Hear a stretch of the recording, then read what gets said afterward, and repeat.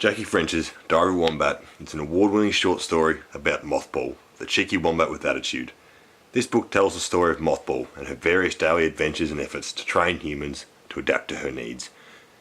The front and back covers provide insight into behaviour we can expect to read about through Bruce Waitley's excellent illustrations depicting the smiling wombat and the path of chaos behind it.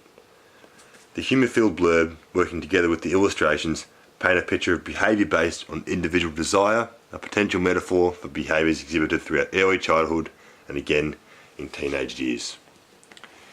The use of this book as an early childhood resource is unique as it is written in diary format, so that the syntax component of language varies between full sentences with multiple describing words to single word statements equally as important. Each page has headings for days of the week and different times of the day. For example, morning, afternoon, evening, night, and it continues. Vygotsky states that intellectual development centers upon understanding language as it allows communication of higher mental functions such as symbolic thought. The use of descriptive language through short sentences or often single word statements in conjunction with visual language of illustrations. Morning, slept. Evening, ate grass. Throughout the text, cleverly allows the text to flow in a story-like manner whilst retaining the diary format, courtesy of McDonald 2013. What's special about this is that it introduces a new form of written language in diary writing to children, providing introduction into a new style of written text. French's use of pragmatics, especially through humour, is pivotal in the story's success. The tone of the story is very much tongue-in-cheek.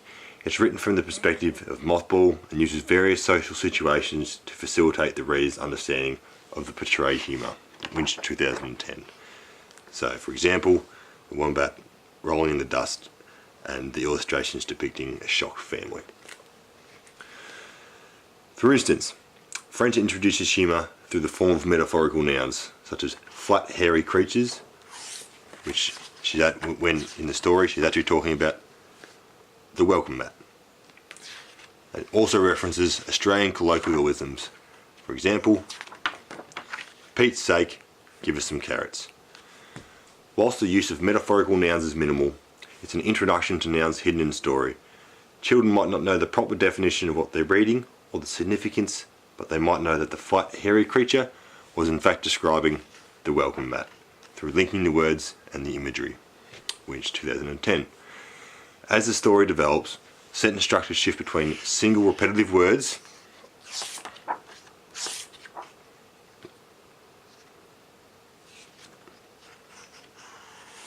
to full sentences with more challenging words such as curiously, energetic, persistent, and constantly.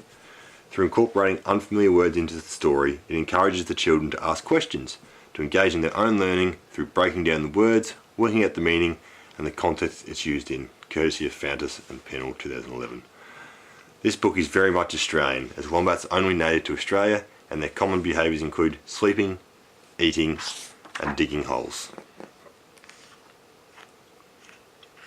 French incorporates this knowledge into the book exceptionally well, because regardless of the various intrusions to humans and items damaged or destroyed,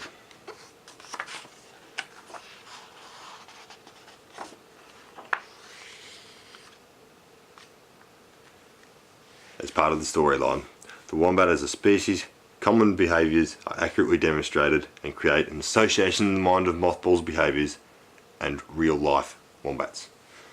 Humans in the book only ever speak once, and it's at that time that an Australian colloquialism appears.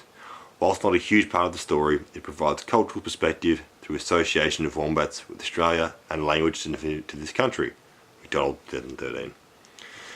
The illustrations are entertaining, they're very colourful, they accurately represent the descriptive language evident throughout the book. So, for example, the dust bath.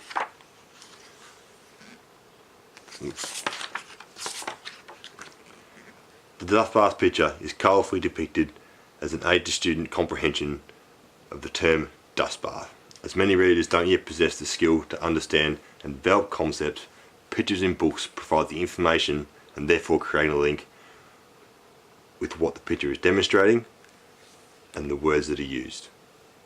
Courtesy of Hill.